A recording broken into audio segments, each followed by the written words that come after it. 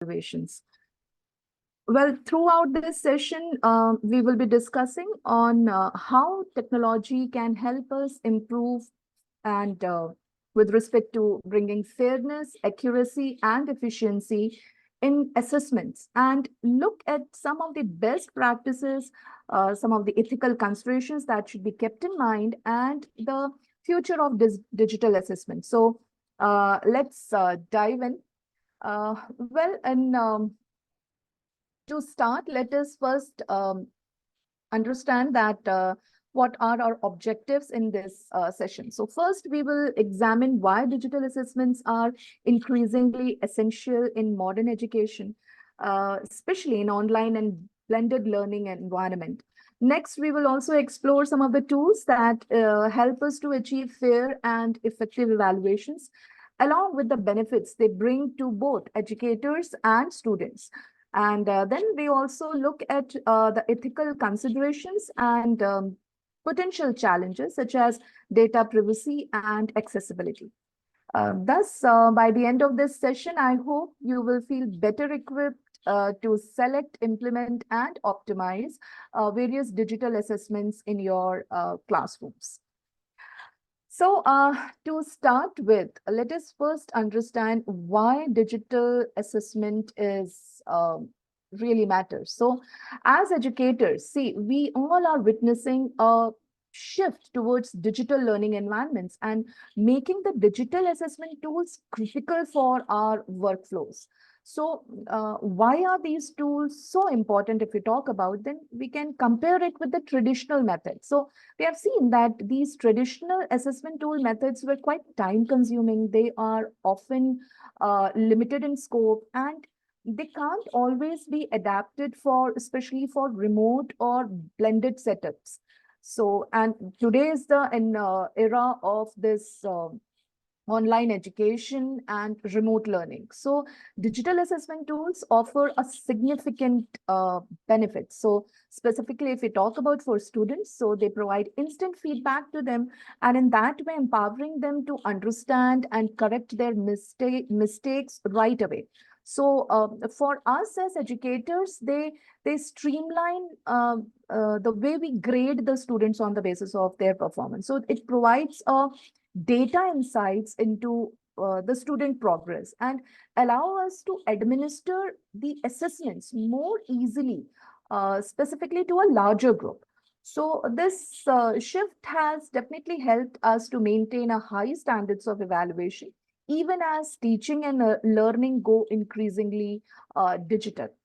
Now, let us see what are the different types of digital assessment tools. So basically, digital assessment tools come in many forms, and each of these tools have a very unique feature, and they uses cases as well. So let's see few of them, few of the prominent one and easy to handle. So the first tool is related with quiz and testing software. So tools like your Google Forms, Kahoot, and Quizzes, they are the excellent platforms that helps to create an interactive quizzes and test. So and it helps the students to learn a few things. Things like first is immediately whatever they have understood during the session or during the class, they are supposed to bring up their understanding. They are getting the immediate feedback, immediate results of the answer. Secondly, these assessment tools also helps in understanding that if they are giving a particular answer and which is not correct, then the reason for those what went wrong and what improved, what is the right answer and why this is the right answer. So in that way, they're getting a very crisp and detailed information related with the topic they have studied instantly. So they are very excellent. Then comes one of the feature which is related with digital assessment is proctoring tools. So proctoring tools basically is for securing remote exams. So tools like ProctorU and Respondents Monitor, they help us to ensure academic integrity by monitoring the student activity during the exam. Then third aspect is related with this AI-based grading and feedback. Now, this is something which is very good because, see, to give specific feedback, critical feedbacks, along with the suggestions, areas of improvement, and that to a group of larger audience, for one person, it becomes quite difficult to help. To help us in this direction, platforms like Great Scope and Turnitin, which is there. And now the feature of Turnitin has enhanced where, because everybody knows, and they are, even the students are using Chat GPT and all. So to ensure that, fine, if even if they are using Chat GPT or other platforms to give answer or to make projects, still they have done something research and they have studied it. So it is not just simply a cut and paste. For that, Turnitin has, instead of this plagiarism checking, they are also, Turnitin is now also offering this plagiarism with AI. So if it has enabled that, so that uh, these platforms, they are using AI for automatic grading, and in that way it is saving our time, and it is providing quick feedback to the students, so that they can learn that what they are doing good, or what areas of improvement they have to work upon. Now, the fourth one is related with portfolio and project-based assessments. So tools like Seesaw and Padlet are perfect for tracking long-term projects and showcasing the students' growth over time. So if we see that all of these tools are unique in purpose. So some are for evaluating and checking, assessing that whatever they have learned, whether they have understood in the same manner or they have understood or not. Some platforms assessments is basically for proctoring them to ensure that they are not cheating and all. And third platform is, again, it is also ensuring that even if they are working on a particular project, writing a paper or giving answers, submitting assignment, it is not just cut, copy, paste. So checking over that also. And then the fourth one, if we talk about, and that is ensuring a long-term project and checking its progress so that the student should be on track. So these tools are very excellent tools, and each tool has their own purpose, and it is we have to be very prudent when we select the best fit. Based on, it should be based on our specific assessment needs. And I suppose that many of us are using these tools in our classes as an educator. And now, next, if we talk about what are the key benefits of these digital assessment tools. So now let's dive into the benefits that digital assessment tools offers. So it offers benefits to students as well as to us as educators. So for students, if we talk about, then digital tools provide, first thing is that it provides immediate feedback. So just after submitting the answer, a quiz or the assessment, the students can review their answers right up after submission. So, which is very crucial for their learning, because once we have written or attempted something specifically with respect to uh, uh, descriptive answers, in that case, whatever we have written, if the feedback we are getting after, if the feedback we are giving it is after 1 month or 1 week, then probably the students may not be able to connect with the thing. So the best thing with these assessment is providing to students is that they are getting the immediate feedback. Next is it also helping the students in their progress tracking. So students can themselves visualize their own progress over the time, and in that way, it is allowing them to understand that what their strengths are and what are the areas over which they are supposed to improve upon. Now, if we talk about the benefits it is giving to the educators, so the benefits include efficiency in grading. So now there's automated grading platforms and the options which is available.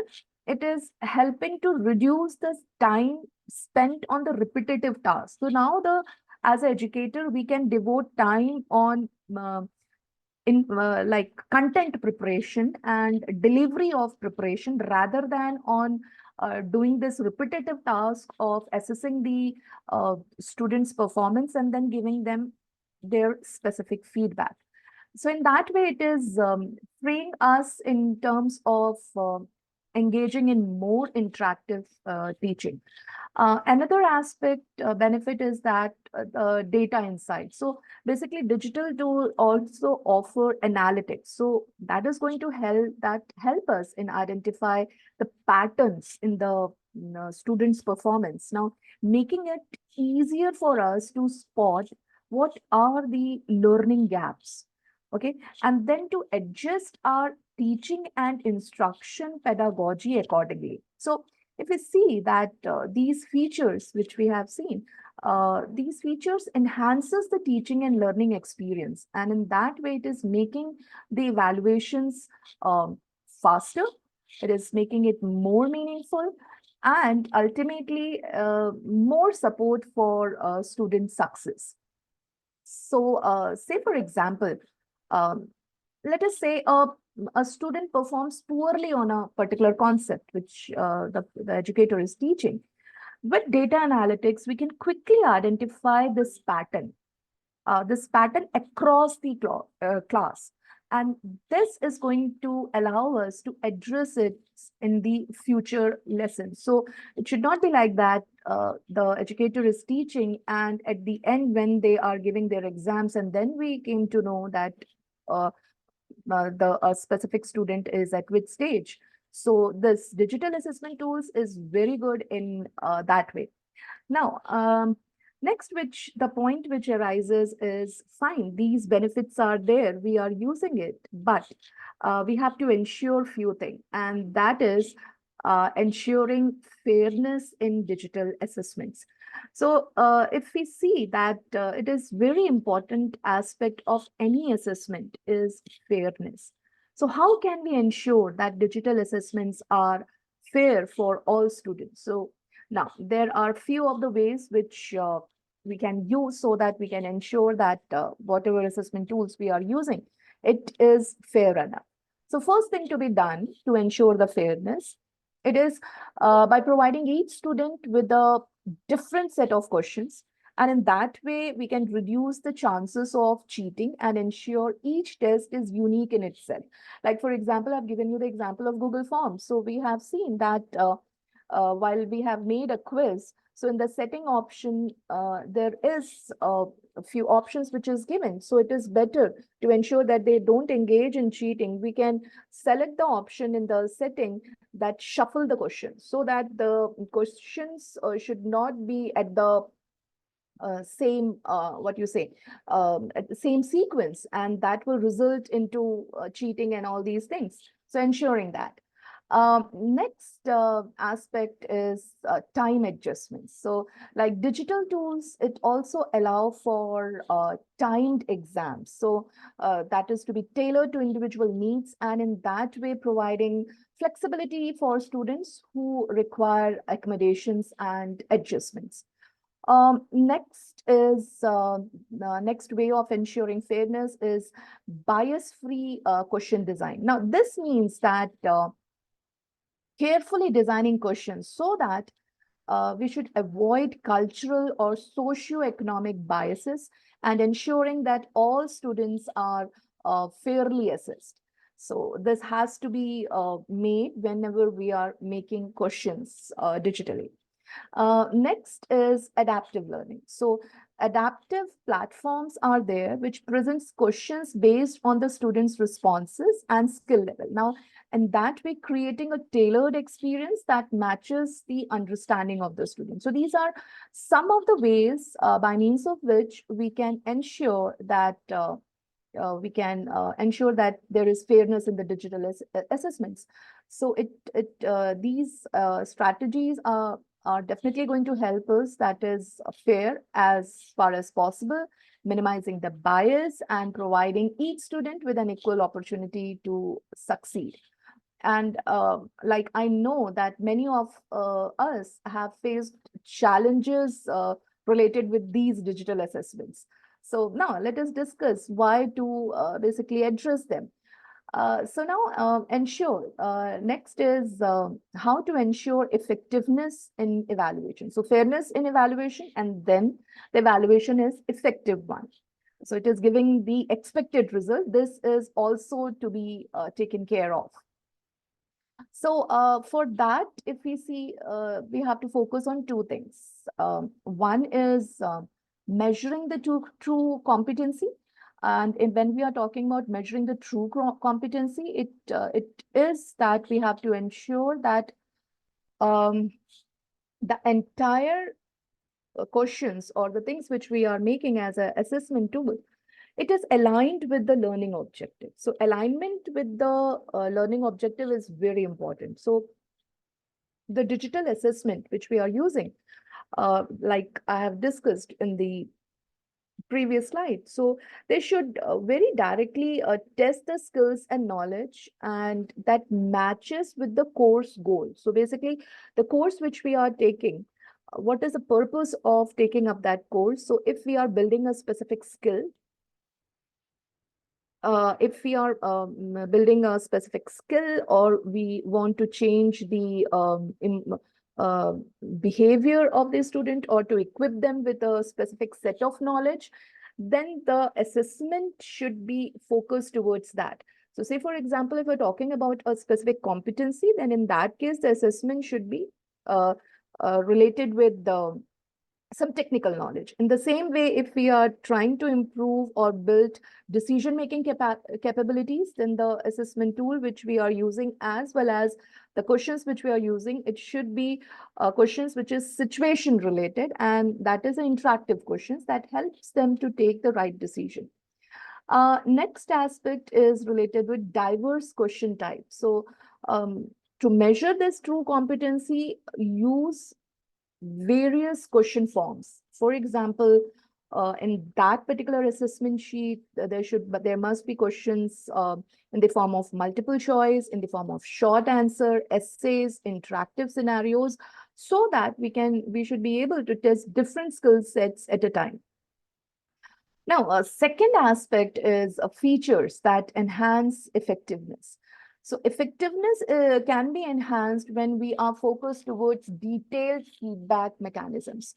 So it's very important that always try to break down why answers were correct or incorrect. And in that way, reinforcing the learning. So in that case, we have seen that many a times when we are giving a quiz or a test online, we have seen there are many platforms which is saying ki, like even in Google form, you can write you can mention the right answer, so that students should get the immediate feedback that whatever they have attempted, it is right or not. So in the same way, if it would be better that you are providing a description of the right answer, so that you can make the student understand that why a specific answer is wrong and the reason behind the right answer. So a detailed feedback mechanism should always be there, so as to enforce, we should be able to enforce learning. Second is data analytics and insights. So it's very important with the use of AI. We must identify the patterns of misunderstandings or gaps in the curriculum. So whatever we are teaching, whatever the syllabus, the curriculum is, so we have to, these assessment should help us to identify that what areas were left, which has to be incorporated, that is going to help the student to get the desired outcome. So in that way, allowing for integrated interventions is very important. Now, next is ethical considerations and challenges. So with respect to ethical considerations and challenges, using digital assessment tools, it introduces ethical considerations that we need to address. See, we all know that whenever something is in digital form, um, we have to, and digital form, it simply means that we can't directly enter into that, or we can't directly perform on that. So we have to give certain basic information of ourselves. So basically, either we are entering through our contact number or through our mail ID and all that. So anyways, are some specific information which is very important. It is being shared with those platforms or those um, organization. So it becomes very important to keep a check on that and to ensure that whatever platform we are using, these platforms are actually taking care of all the ethical considerations. So that's very important. Now let us see, when we talk about ethical considerations, what are the challenges and all. So the first consideration as well as the challenge before us is the privacy concern. So data production is must. We should always ensure that any tool which we are adapting, they are using the compliance with data privacy laws. Say, for example, uh, there is DPDP Protection Bill 2022, specifically in India. It is there, GDPR. So basically, this is related with data protection and data privacy protection bill is there in 2022. It ensures that the company, the platform has to comply with this law, else stringent action will be taken by them, by the government against them. So we have to see that on their portal itself, we have to ensure that they are following these laws and adhering to it. Also, check that is there any like that company is in news related with any data infringement or so. So that has to be ensured, because we are sharing the data of not one or two people, it is in hundreds or in thousands. Next consideration is related with AI grading bias. So basically, this AI tools can sometimes reflect bias also, because use of AI, it all depends upon the prompts which we are using. So the type of prompt we are giving, it is going to give response just according to that. So it's very important that the right prompt has to be used, and in that way, we have to be very cautious that it should not reflect any bias. So it's important to monitor and refine these tools regularly so that we can avoid any unfair outcomes. Next aspect is related with accessibility and your inclusivity. So our assessments must be accessible to all these students, well, including those who are with disabilities, any form of disabilities. So, yeah, and we have seen that there are many assessment tools who are catering to the diversity of the students on the basis of their disabilities.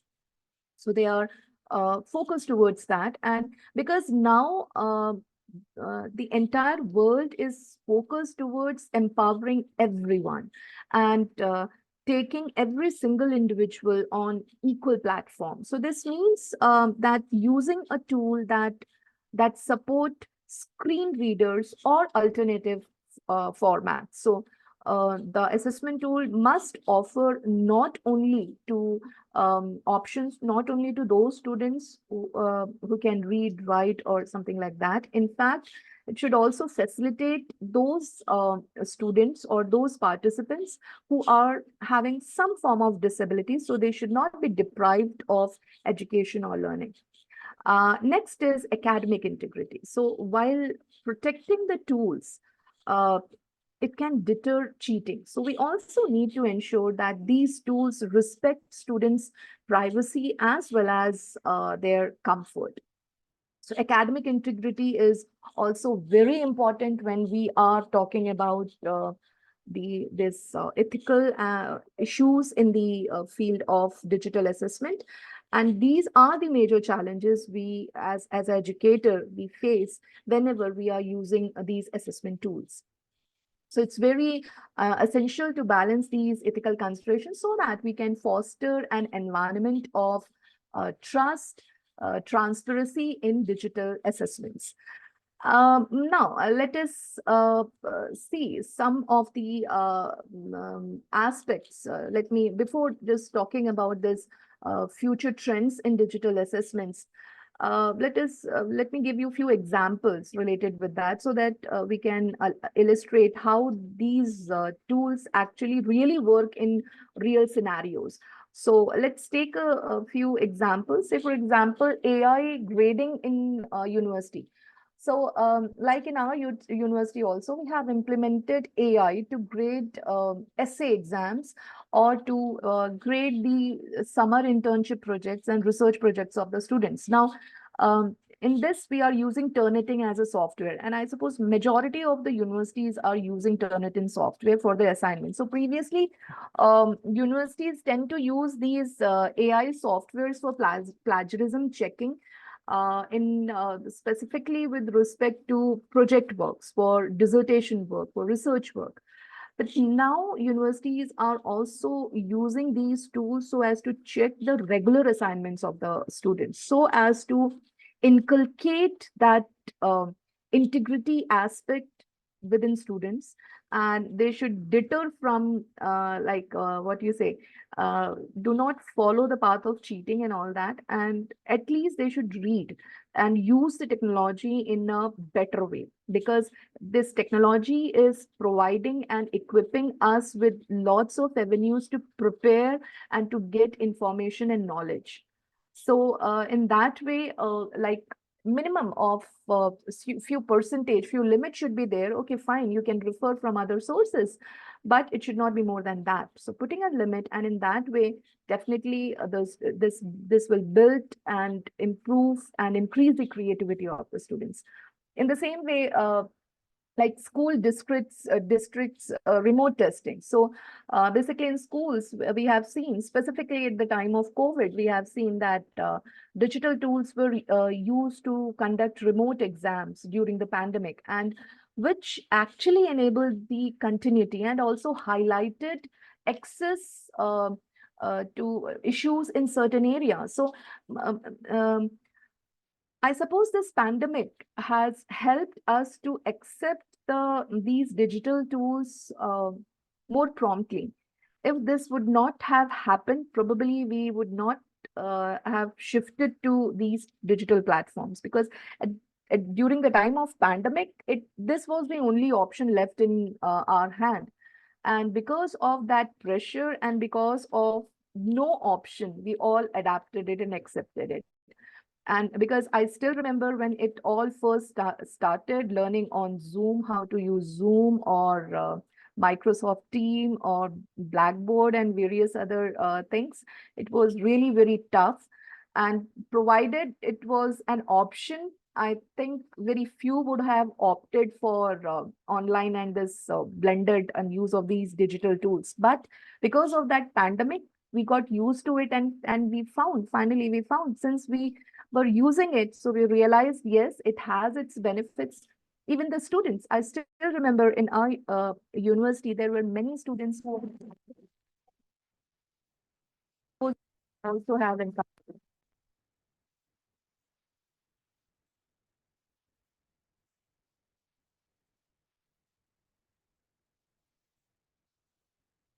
It was an instruction that every student has to open up their camera.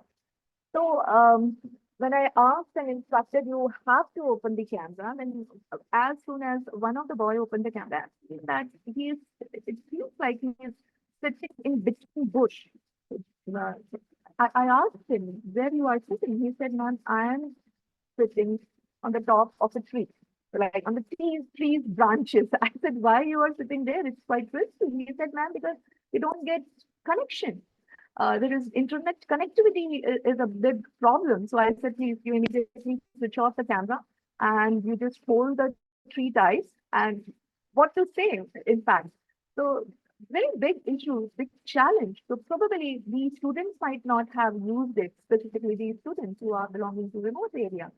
But there was no any option, so we used it. And since they were using it, so they got used to it and they accepted it.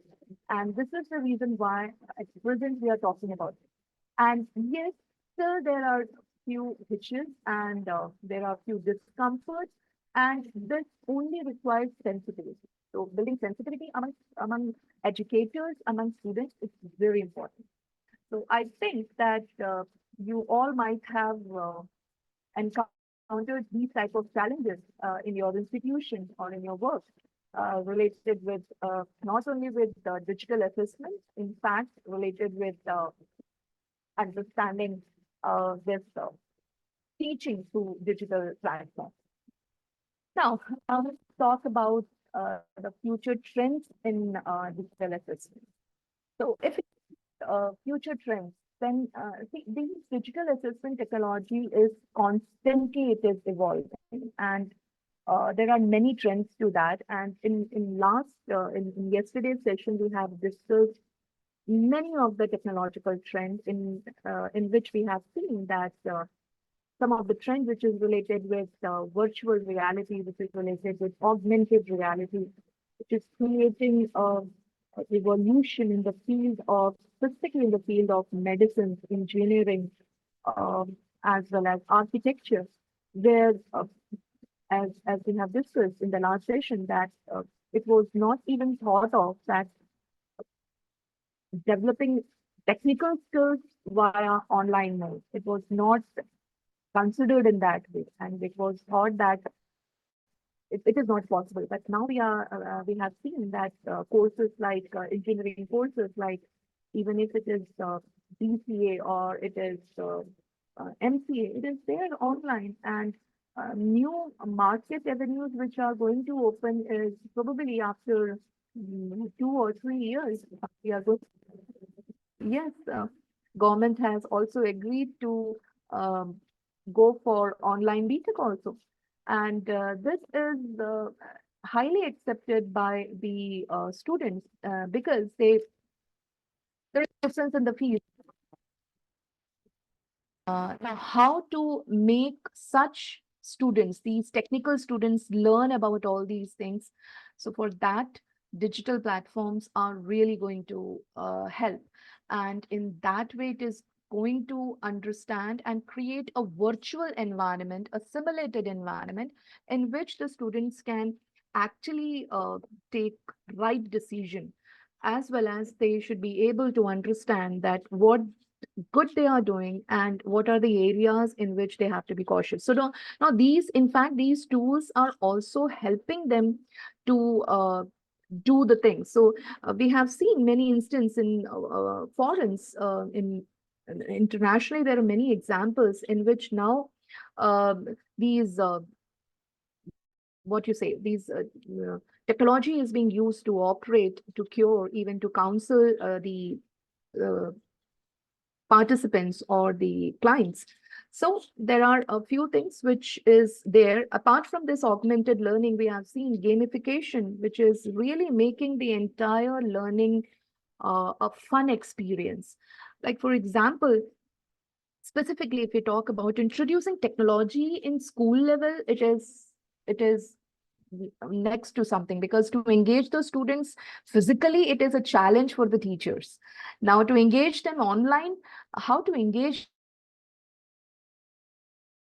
them. And with that, there are many examples, company examples, where they have used gamification. So through games only, they are making the student understand and making the lesson enjoyable. And they are connected with the educator, with the trainer, for at least for 1 hour at a stretch. So, and building that, what you say, building the skills or building the capability, so that they should be able to work with team. Although it is a virtual team, but still they are learning how to build team.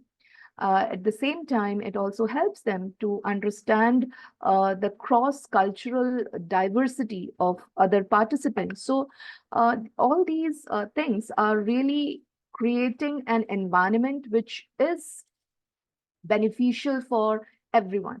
So now with that aspect, to see what are the future trends in digital assessment. So specifically, if I talk about the first thing related with that is AI and machine learning.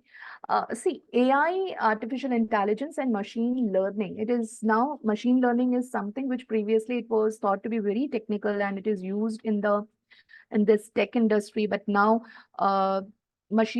concept of machine learning, fuzzy logic, and all that, it is there in management decision making also, because these can help to create an adaptive assessments, and that adjust to each student's pace, learning pace, and their ability.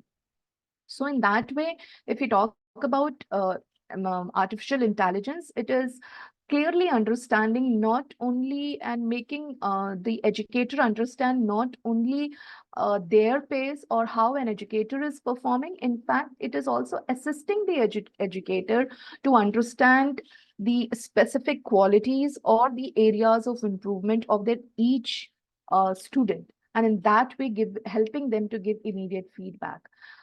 Next is gamification. Now, this is something which is very commendable, because adding games like elements such as rewards or leaderboards, it can make the entire assessments more engaging, and it also helping the student to answer questions within a expected time.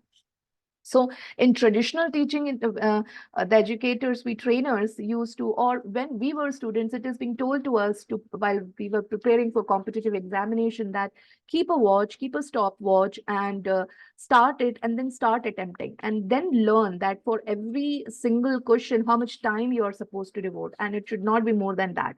Now, we were conscious related with that, and we are making additional setups so that we can like match with the pace of all these things. But now this through gamifications and including these elements in the quizzes and the assessment aspect, we are allowing the students not only to make the entire process enjoyable, in fact making them learn that the concept of time management.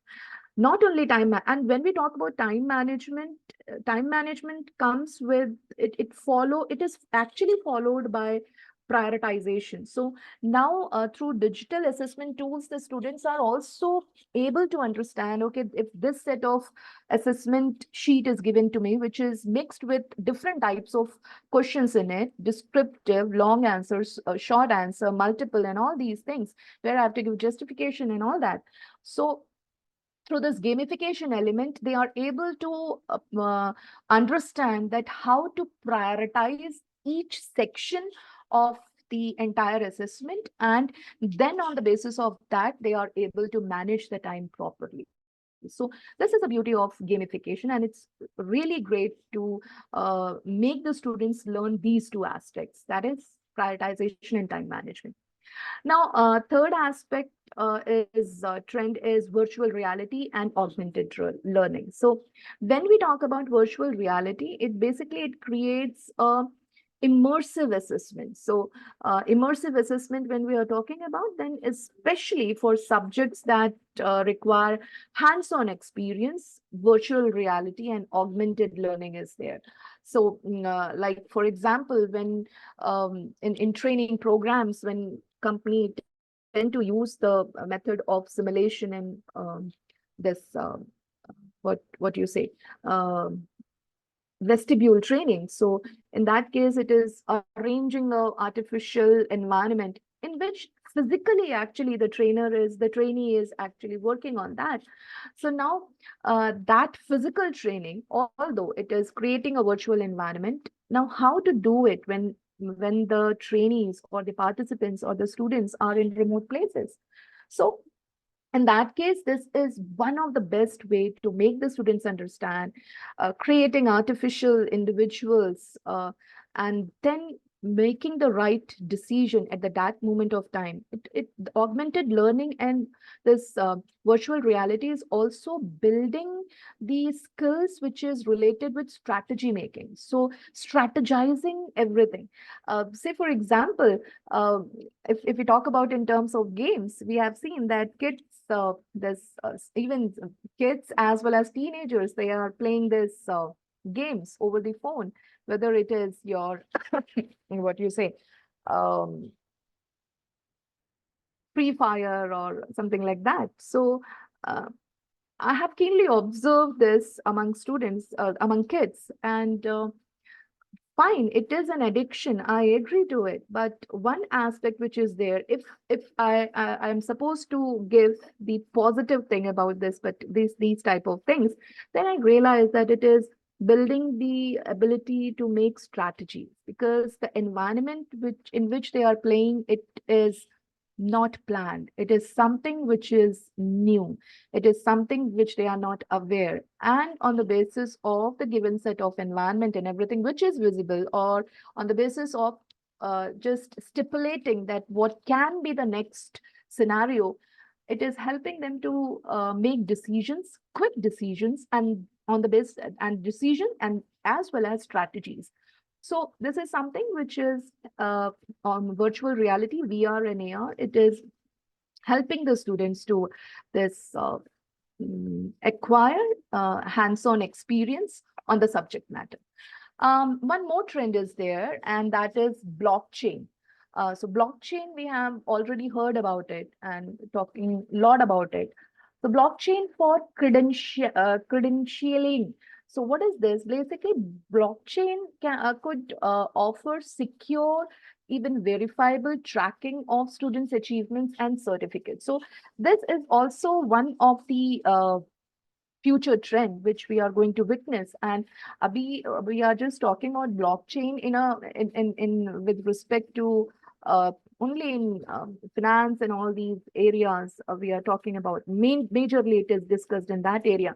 But now the time is there, the trend will be there where we are using these the concept of blockchain uh, in assessment as well. So they have seen that, in fact, these techniques, which these technologies is there to develop. So we will have even more tools in the coming future to make our assessments both engaging and effective. Now, let us talk about some best practices for implementing these digital assessment tools. So here are some of the best practices which can be used. And the first one is uh, fairness, so ensuring fairness.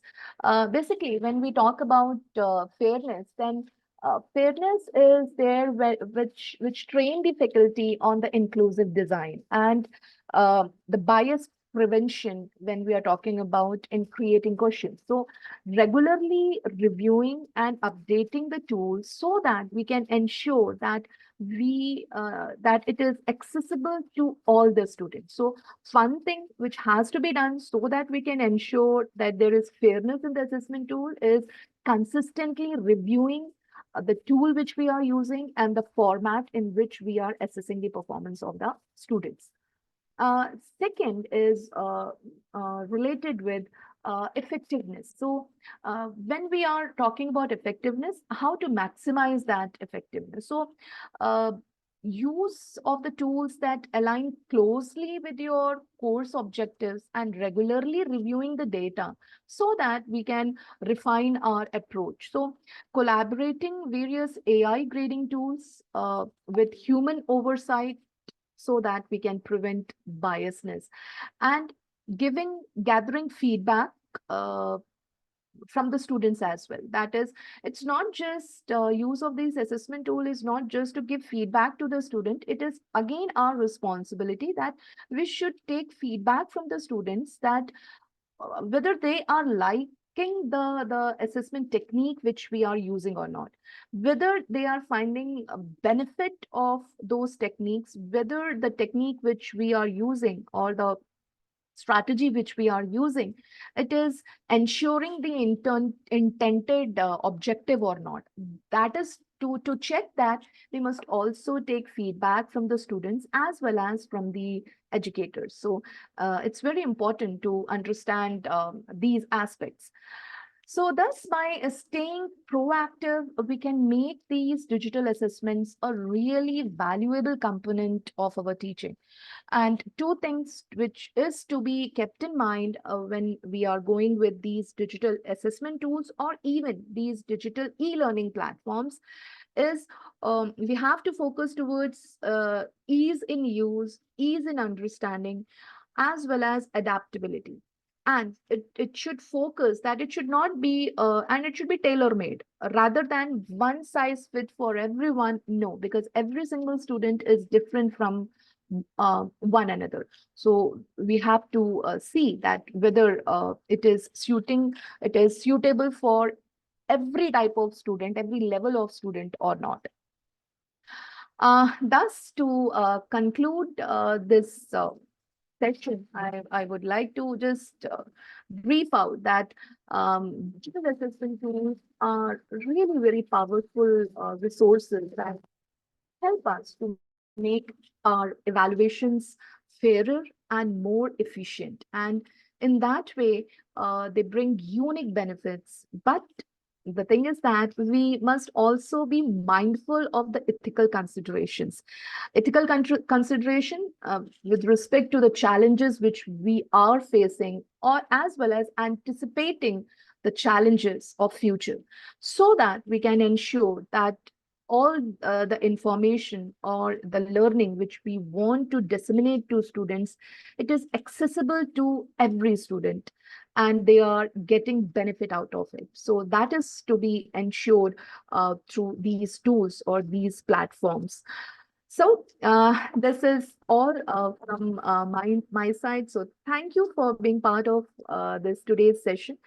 And I encourage you all to explore these tools further and see how they can support your work as educator, your duty or responsibility as educator to build the future of nation. So thank you, everyone.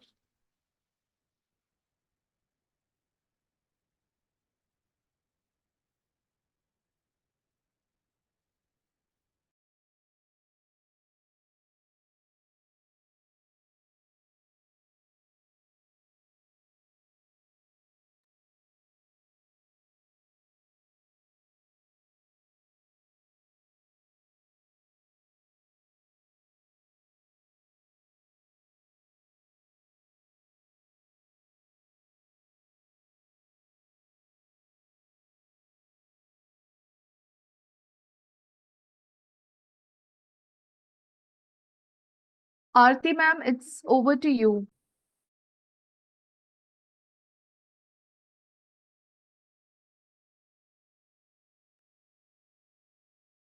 Participant, Yes, ma'am. Yes, ma'am. if you have any questions, you can either in chat box you can message it, or you can unmute yourself and you can ask.